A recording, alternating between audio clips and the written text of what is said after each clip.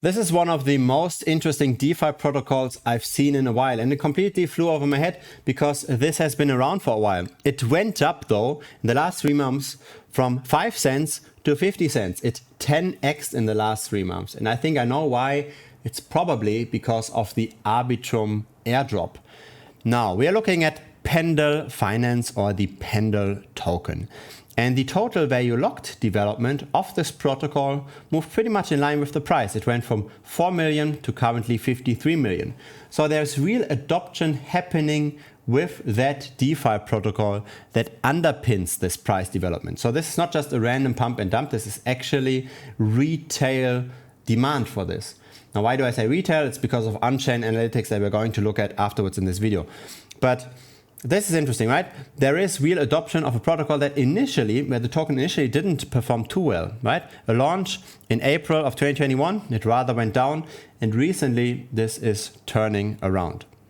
So we all know about the Arbitrum airdrop, right? We all know how the total value locked on Arbitrum went up because everybody wanted to get those ARB tokens, and the Pendle protocol is at rank 22 in terms of total value locked on Arbitrum. It's not the largest Arbitrum project, of course, but for Pendle itself, Arbitrum is large.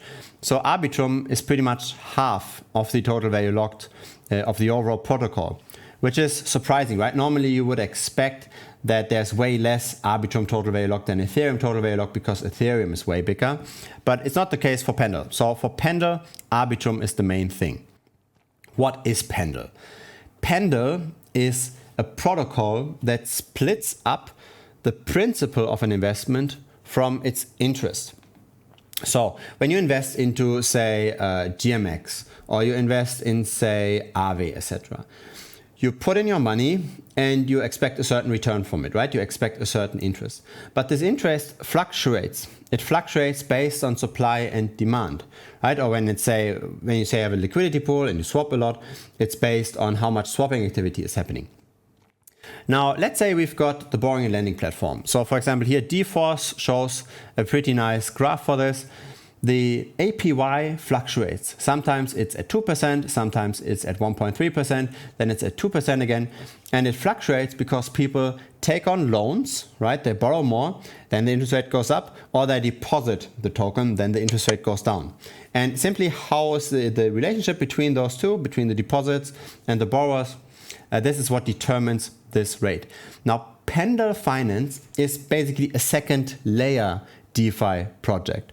So what it does is it takes your deposit token from a DeFi protocol and it splits up the principal from the interest. So when you don't want to be subject to those interest rate fluctuations, you can just say, I lock in my interest rate and I get a certain interest rate back.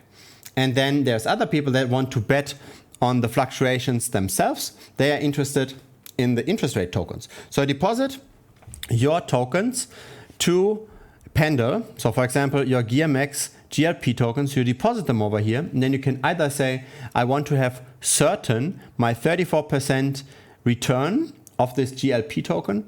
Alternatively, I want to bet on the interest rate further going up. And I get also additional interest on the interest, so to speak. So the splitting up of your investment into principal and into interest, with interest being the fluctuating part, that's the innovation that Pendle Finance provides. And these are the kinds of bets you can make on Arbitrum, so for GMX and for Gains and for Stargate. And for Ethereum, it's slightly different. For Ethereum, we've got Stargate, Lido, Aura, Frax, and what else? ApeCoin. Okay, so those are the kinds of assets that you currently can lock in. So for example, you could lock in your USDT. That's a derivative from Stargate. You can get a certain 23% if you hold those tokens for 443 days in this protocol, right? So you lock that in. So that's the whole idea. You don't have to necessarily anymore have all of the capital in order to bet on an interest rate hike, right? On, like, say, a demand hike for borrowing the token, Or alternatively, you can be certain of what kind of return you will get in the future, given of course that all these platforms stay safe and don't get hacked, etc.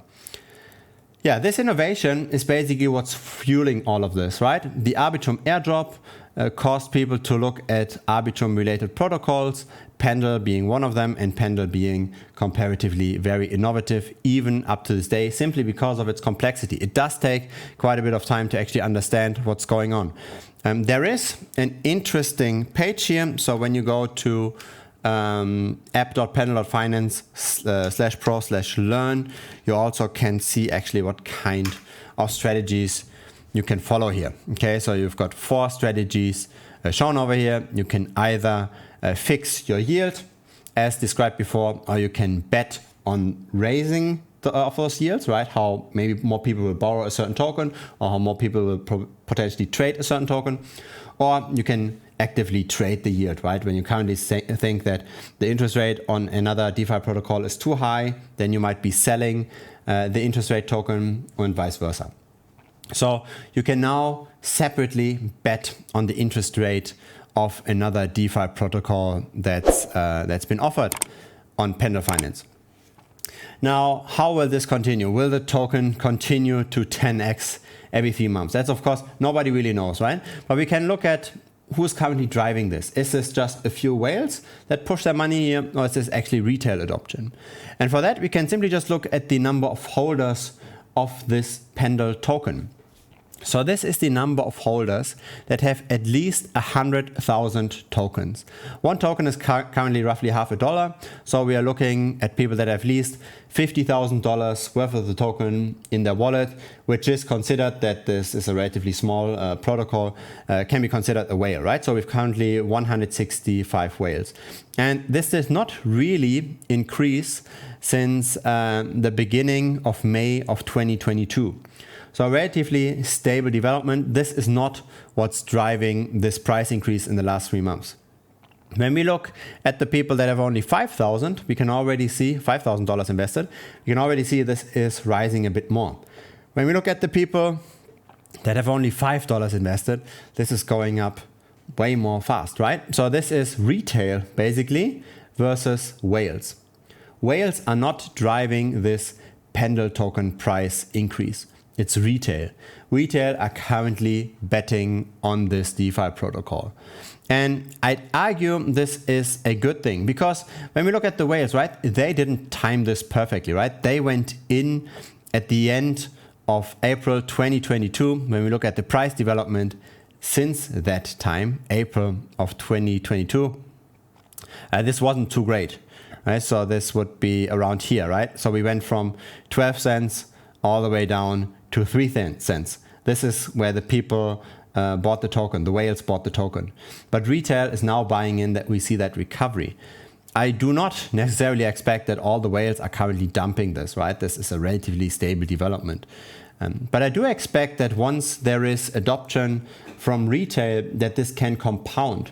Because probably you might have searched even for this video, right? You might have searched for Pendle Finance and figured that maybe it makes sense to have a look at this.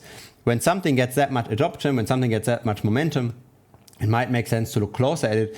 And then at some point in time, of course, look at when this momentum turns around, when retail isn't jumping in anymore and when it isn't growing anymore. But for the time being, when it's growing, it might be interesting.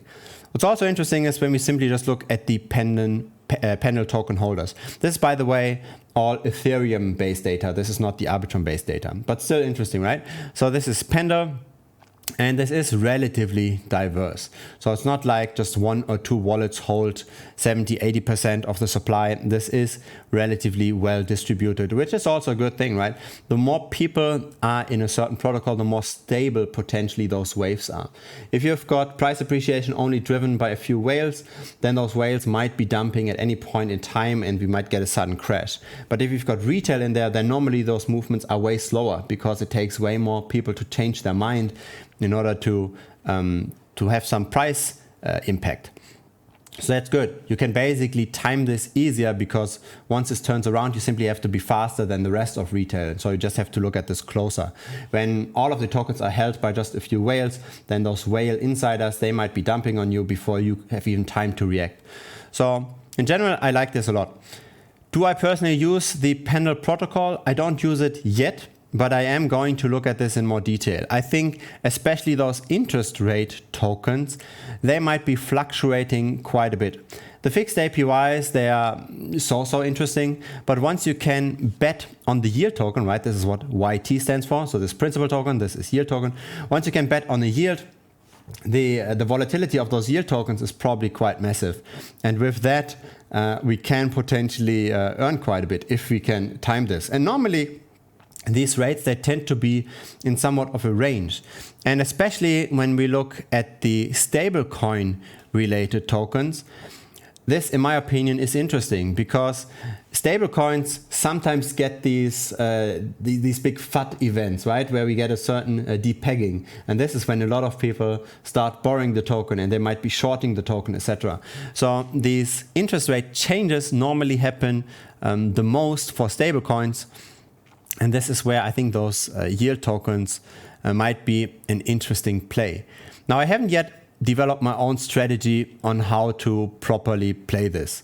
I am going to look into this in more detail in the future. So if you're interested in that as well, feel free to obviously follow this channel, feel free to subscribe. If you want to know where I currently see the overall market going, as in where is Bitcoin going, where are the altcoins going, that's to be seen in the next video over here. So I hope to see you in that video as well. And of course, if you want to join our Telegram or Discord, those links are down in the video description. So see you in that video and thanks for watching this one. Bye bye.